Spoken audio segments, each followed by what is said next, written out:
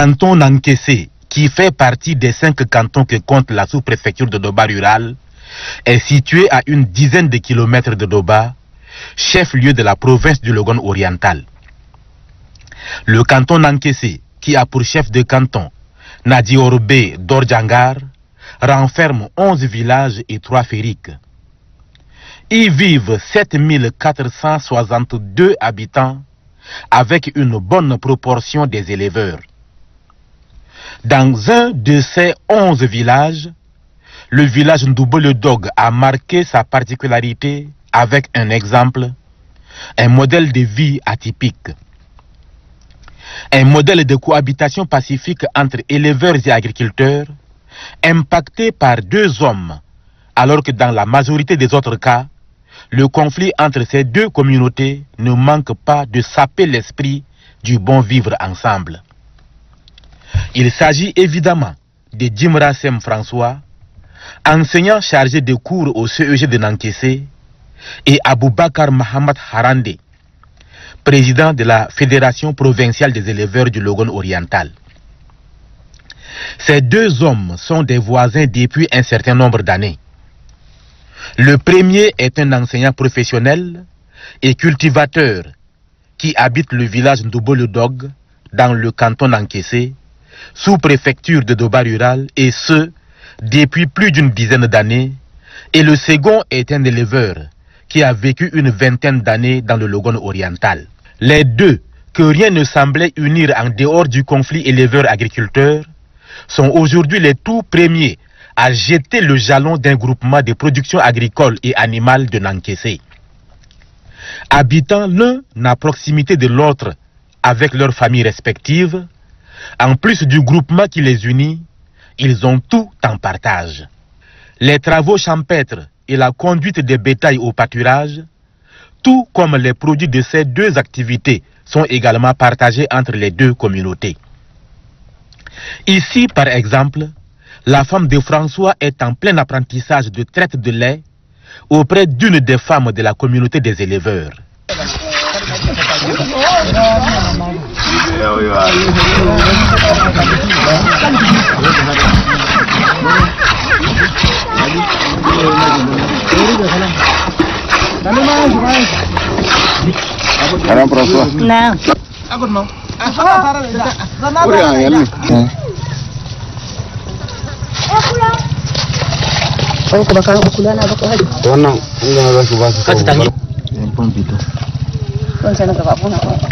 Le repas, qui est tout le contraire de ce qui est pris en ville dans l'après-midi, se partage très tôt le matin afin de laisser le temps pour aller vaquer chacun à son travail.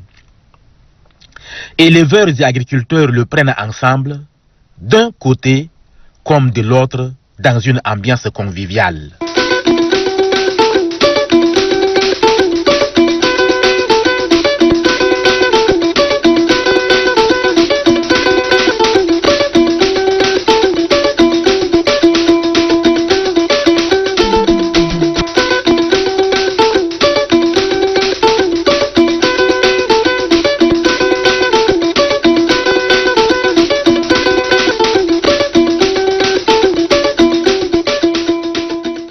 Des précautions sont prises pour éviter tout malentendu.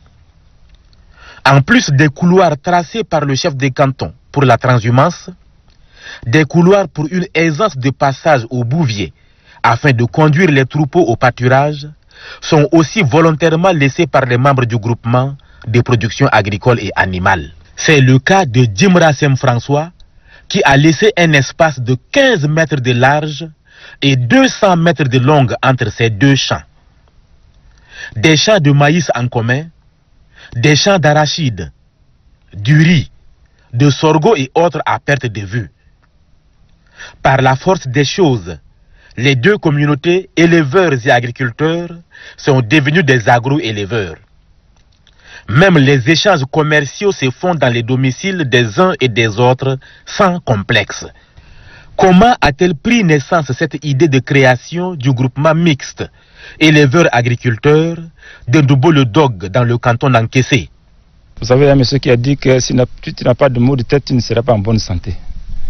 Alors le début c'était qu'il y a eu destruction de champs et on a dit mais comment on va faire pour éviter ça? C'est comme ça que suite à des rencontres, nous sommes arrivés à créer ce groupement pour éviter que les animaux continuent à détruire et puis on se querelle tous les jours. Si on est ensemble, ça pourra aider. C'est comme ça que le DNA.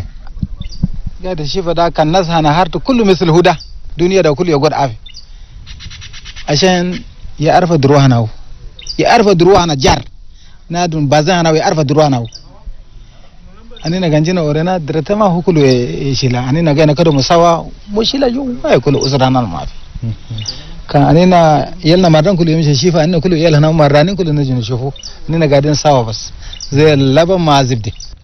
Bien connaître le travail de l'un ou de l'autre et ses difficultés est un atout qui permet d'éviter toute survenance des conflits. C'est vrai, c'est pas facile, mais il faut connaître l'autre côté mieux avant de s'adapter. Donc, suite à des conflits, des destructions, nous sommes rencontrés et puis la connaissance est arrivée. Et puis les leaders des éleveurs et nous sommes retrouvés pour dire que s'il y a des destructions, ça ne sert à rien de s'attaquer au bouvier, mais de chercher à retrouver le propriétaire des bétails. C'est comme ça qu'on est arrivé à collaborer. Donc s'il y a une destruction, j'appelle leur chef et puis lui, il me met en contact avec le propriétaire de bœufs et ainsi de suite, on règle et on avance.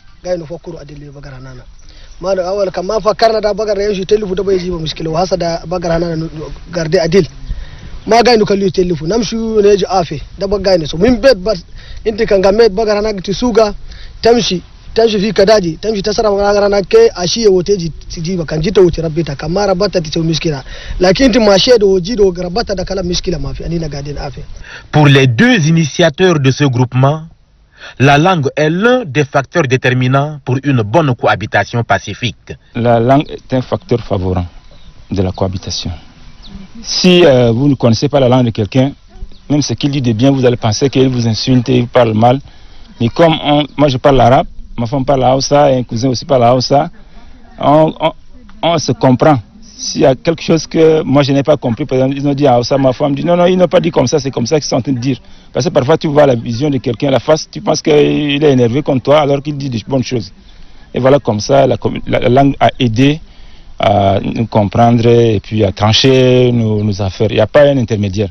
Parce que quand il y a un intermédiaire, il faut traduire encore, c'est direct. C'est lui qui a les bœufs ont détruit le champ et puis moi je suis là donc avec lui en cause. Ba mangjele de nda ma mauya to me mau mure se de ya mau mure ba mangjele de nya ha dum dana je man bane ma ka saliya me kom je se de ji na tinga da jirade na hina ji to je ku ji gun don tale na ji to nuji na ji bi na wala fa ne dang dane manem to do hube da guto na hina ji to nga ko na ji ka kariya adi ji slon dor to kulu ji maje yaro wala ne jogje ku ka de toda mamuwa lafiya lo kun zo lafiya lo maraba da ku sannu mun murna ya gida lafiya kallau sannu ya yara lafiya ce muna nan to kai a gidan ku ya kyau ai ya kyau jeji zai kyau ya kyau sosai ba maraba da ku to maje ya to karele kai ganje to kare kai gabi to ban gam to karele to kare ya tu sai maji ya maro amre right ne sai remba koi bana da to kare deglam tu ya ji to kare maji dis maje wa kullu kelin to kare doje to kare maji ya merci ngai maro ai merci ngai. Le canton Nankessé a enregistré dans un passé encore récent plusieurs cas de conflits éleveurs-agriculteurs. Une entente de ce genre serait un déclic pour minimiser les conflits entre ces deux communautés condamnées à vivre ensemble. Depuis 2007, qu'il y a un ferrique qui est dans mon canton, pas 2 km du village. En gros, 2 km du village Nankessé. Mais ces éleveurs, je peux un peu les apprécier puisque j'ai dit c'est moi qui les ai donné un endroit pour y rester là. Les éleveurs qui sont là, ils me connaissent, mais quand il y a quelque chose qui est égaré, ils ne manquent pas de m'appeler pour me demander des situations. Et nous-mêmes, si nos bétails s'en vont chez eux, aussitôt ils m'appellent. C'est depuis 2018-19 que mon sous-préfet m'a initié de faire une cohabitation un groupement mixte des éleveurs féminines, femmes, Sarah et arabes. Maintenant, depuis 2 ans qu'ils sont là, je les ai même octroyé un champ, un grand champ de 5 hectares, qu'il y a groupement éleveurs prend l'autre côté et groupement les femmes Sarah aussi prennent l'autre côté. Ils vivaient ensemble, ils partent même, ils font la réunion au Férique, ils reviennent ici même, ils font leur rencontre et ça tient toujours. Il y a un comité d'entente éleveurs-agriculteurs qui sont là. Le président de cette entente, le président est natif d'ici. Son adjoint, c'est celui des éleveurs. Donc, ils sont 5-5. Quand il y a quelque chose, ils se déplacent ensemble pour faire le constat. Et 2 fois, ils reviennent, ils me rendent seulement compte. Le compte rendu seulement qu'ils me rendent compte. Je les apprécie, c'est bon. Mais ce qui les dépasse là, ils viennent vers moi pour pouvoir les donner, pour régler ça aussi. Évidemment, c'est ce que recherchent Aboubakar Mohamed Harandé et Djimra Sem François en créant le groupement mixte de production agricole et animale de Nankessé. Adama sensibilisation. Aïe, bakan chef de canton in de Férique. Férique chef de canton ma chef de Férique ma chef de village da tous les jours le so sensibilisation da ya so tawiya na za bagar dare wana bagar da kalule na zo la on tukulu garde bagar na ko sai mushila wala yaji dare bagar gaida ma da ku dare bagar indina za ta ku hini da kote nan kase ina kote mango indina kulu dare wana bagar da mushila wa kulu ma indina sogol kan ja kan asidan talaf dama dole inti ga ma na zunda asan sununu mali sanda yin wa kulu ga lumu kan sokol jamis keda ni lomo ni shufu ni arranger ni godu famille dabas gadin sawasa que la distance crée des tensions même dans la famille quand vous ne vous approchez pas c'est qu'il y a un problème. Donc quand l'éleveur reste chez lui loin et puis l'agriculteur se voit à distance, il ne communique pas, c'est un problème. Donc le groupement nous met ensemble, on est tout le temps ensemble, donc l'agriculteur pose son problème, l'éleveur pose son problème. Et dans le groupement, dans les réunions, on tranche et puis on dit mais comment on va commencer les travaux champêtres, comment on va faire. Et ensemble, l'éleveur trouve la solution à cela. Et puis c'est comme ça que, vous voyez, en cette période de production intense, il dégage une partie des bétails pour une autre zone qui n'est pas tellement labourée. Il laisse seulement les vaches de lait. Et on sentait, si on n'était pas ensemble, il ne peut pas faire ça. Mais comme on est ensemble, voilà, les travaux commencent, donc ils ont dégagé. Et quand on va commencer avec la récolte, ils vont revenir. Et les déchets des animaux, nous on prend pour transformer en compost pour produire le maïs que vous voyez. Vous voyez que c'est le sable, donc sans compost, sans les déchets des animaux, on ne pourra pas avoir le maïs que vous voyez. Donc voilà ce qui fait que nous avons des intérêts les uns les autres et ce qui nous met ensemble, et ça aide à résoudre le problème. Pour le sous-préfet de Doba Rural, Rapmo Kouliboui, ce groupement est le fruit d'une forte et régulière sensibilisation menée dans le milieu des éleveurs et agriculteurs pour une cohabitation pacifique afin d'œuvrer pour le développement de la province et partant pour le Tchad. C'est vrai, le problème de la cohabitation pacifique est un problème de prise de conscience.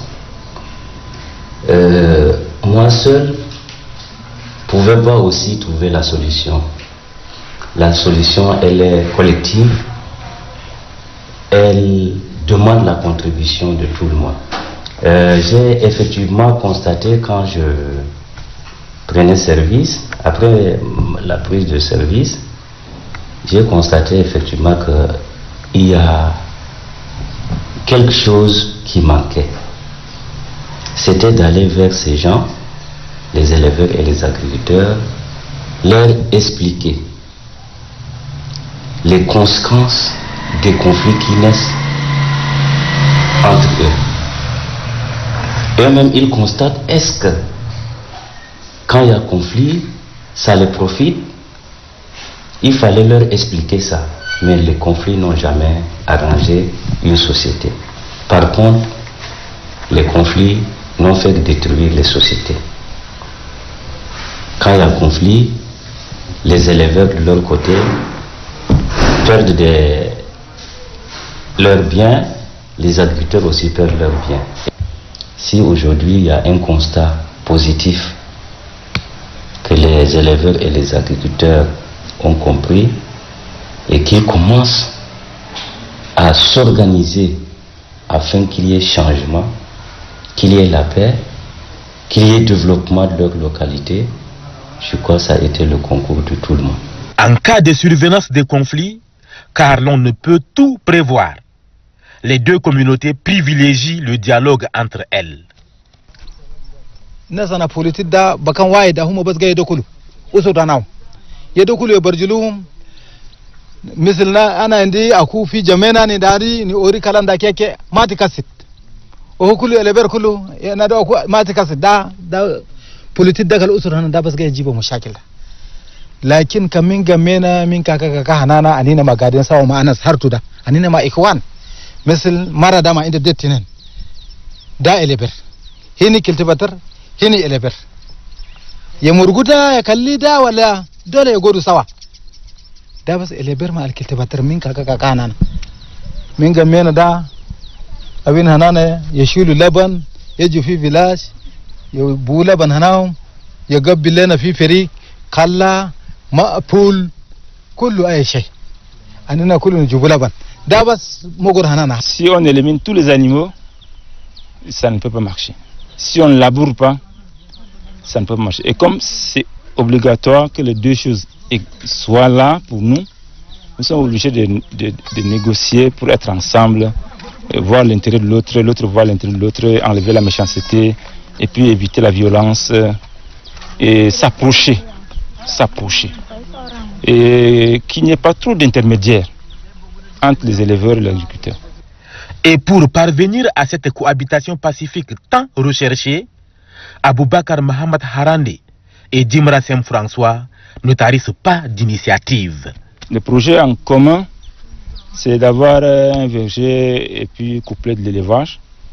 Mais ici, dans le champ, nous voulons avoir une ferme agricole pour produire les semences, puisque vous voyez que les maïs sont tellement attaqués par le chenil, et c'est dû à des semences qui ne sont pas bien traitées. Donc nous voulons installer une ferme agricole ici pour produire les semences et pourquoi pas les pépinières et les petits animaux pour les vendre. Donc c'est aussi des semences quand on vend une vache pour l'élevage, etc. Donc nous voulons avoir ça ici et une pharmacie vétérinaire. Donc il y a déjà un enfant qui est allé, il finit cette année, il rentre.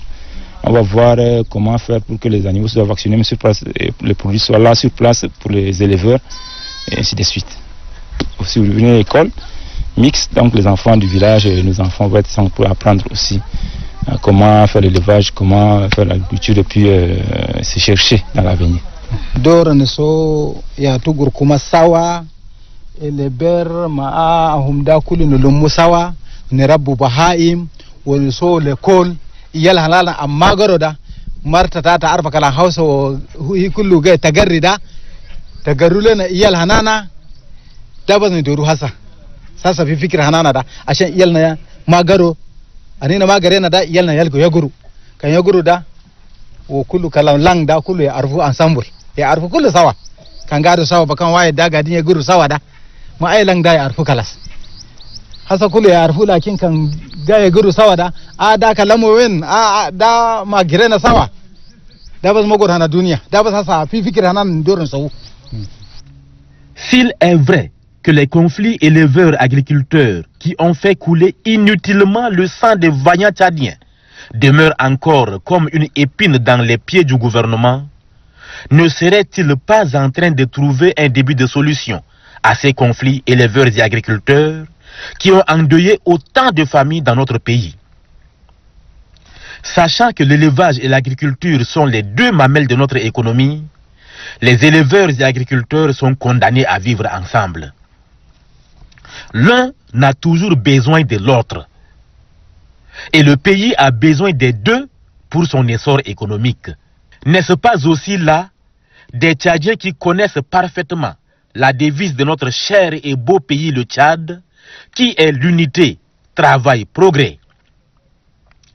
Cet exemple de groupement mixte ne serait-il pas une opportunité d'atténuer les multiples conflits agriculteurs-éleveurs dans cette partie de notre pays et pourrait faire tache d'encre pour l'ensemble du Tchad?